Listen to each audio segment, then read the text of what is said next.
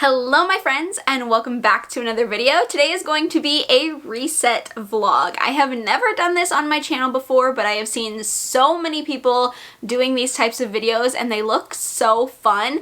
And this is actually coming at the perfect time because I have to clean my office slash library. It has gotten so bad in here.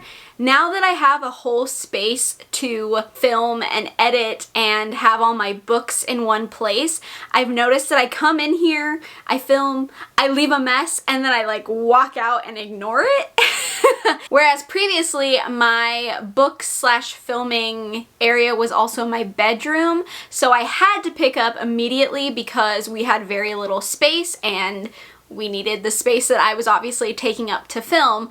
So I feel like I had to clean up immediately, but now that I have a whole room that I can just like spread out in, I kind of just leave it and then ignore it until it gets really bad. And I have so many books all over the floor. I have stuff all over my desk. My desk isn't actually too bad, but I do want to organize my desk a little bit better.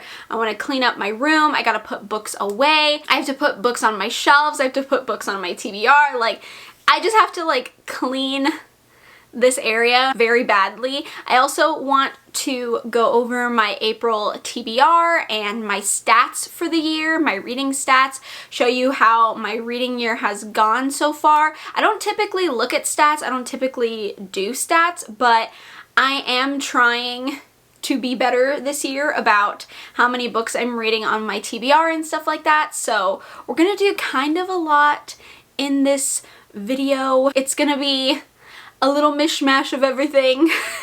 Mostly cleaning and organizing, putting books away, getting this room together, making it look nice. And then we'll talk about my TBR, my reading stats, things I want to get done this month, goals for this month, for April, that kind of stuff. And if you enjoy this video, let me know in the comments, give me a thumbs up.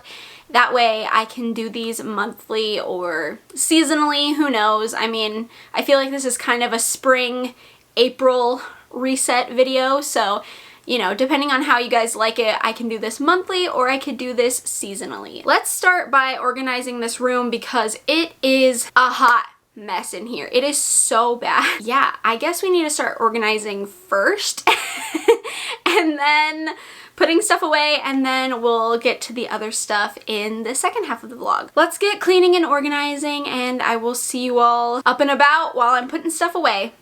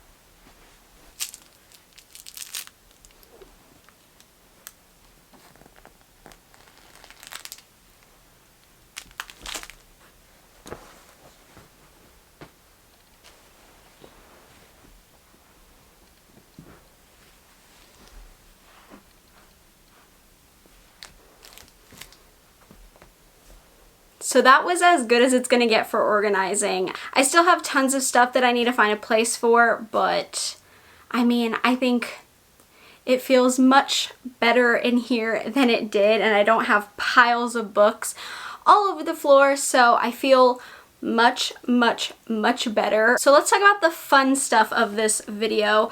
We are going to talk about my reading stats so far for 2024. I feel like I haven't had a great reading year so far, but I mean, it's only April. I feel like I can get there, but I have read 48 books so far this year, which isn't outrageous, but it's not a small amount either. I feel like that's pretty decent. My genres aren't surprising either, honestly. I've read mostly thrillers, but honestly only by like a little bit. I feel like thriller, manga, and horror are very neck and neck, which makes sense. Those are the three that I reach for probably the most. And then coming in next is contemporary and mystery, which I guess makes sense, but contemporary is just such a weird one for me. I feel like I don't see a lot of contemporary books in my rating stats, but I don't know, I guess. The rest of them seem pretty normal. Romance, young adult, literary, LGBTQIA+, short stories, historical, fantasy, crime, speculative, and science fiction. So nothing really surprising there. The thing that I have started doing, I started using tags on Storygraph to figure out how many books I am reading that I have recently bought, that have been on my TBR, that I got from the library, that have been sent to me, that are part of Book of the Month, and that are part of Aardvark. Because I feel like I need to push myself to read my TBR more, but also to pay attention to my subscriptions that I'm getting, because sometimes I get a Book of the Month box and then they sit on my shelves for 3+ months and I don't touch them. So I'm really trying to make it a goal this year to not only read from my TBR, but also read the subscription boxes, the subscription box books that I am getting, so it's not just like me getting them and then just them sitting on my shelves. I am pretty proud. 19 books so far this year have been from my TBR.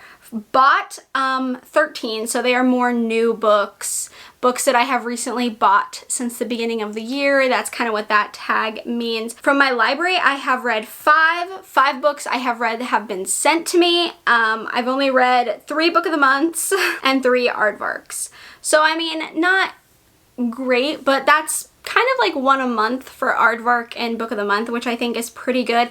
I would really like to get my sent to me list higher because I need to get some of those books off my shelves, and then I would like to keep my TBR bar longer than my bought bar. While I'm happy that I have been reading the newer books to my collection, I don't want to forget about the older books that have been on my TBR for such a long time, so I want my TBR to be a little longer. I'm hoping these tags will, you know, make it easier for me to pay attention to what I'm reading and to be more active in the books that I'm picking for my TBR. Not that I really have a TBR when I read books, but you know what I mean, like when I'm actively mood reading and picking books off my TBR. Hopefully it'll motivate me to be like, oh, you just recently bought that one. You've just read like 3 books back to back that you've bought recently. Maybe pick up a book that you haven't looked at in months, 2 years. You know what I mean? My average rating is a 3.74, which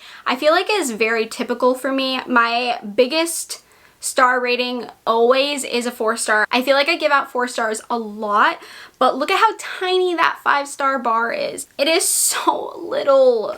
It's so little. I want it to be bigger. I want my 5-star bar to be bigger. So it's too little right now. I feel like I've had an okay start to my reading year, but I haven't read any standouts. So I haven't read very many standouts, I should say. I've read some standouts, but I haven't read very many standouts. I am a little nervous for the rest of the year, but hoping that April can be the turnaround month and then I can find some really good books in this month. I don't know. But yeah, I'm a little nervous. I'm a little worried. Those are kind of the stats I wanted to go over. It's not like super crazy. I'm not super into stats, but I am trying to be a little bit better because I do have some reading goals for this year. They're not anything major, but I feel like I'm doing fairly decently. Speaking of reading goals, so if you watched my 24 books I want to read in 2024 video, I will have it linked if you didn't see it. But to see where I'm at on that list, I've actually read 6 books off that list already, and it's only April. So I am really, really, really proud of myself. I feel like this is the best start I've ever had for this reading challenge. I feel like I always wait until the halfway through the year and then I start doing this list, but I've actually started really early and I feel like I've gotten so many done already and I feel so good about it. I feel so good about it that I can keep this up and then maybe I can finish this project before December, which would be amazing, and I won't be like trying super hard to finish this list like I always am at the very last minute. So I feel really good about it. I'm really happy about it, but I think that's it for my goals and my stats and how I'm doing so far at this point of the year for reading. So the last thing we have to do is pick my April TBR. I really don't know what I want to read this month, so I think I'm just gonna look at my shelves and see what stands out and see what I feel like reading right now. It could change because I am a mood reader, but let's look at the shelves and see if I can pick some books to read.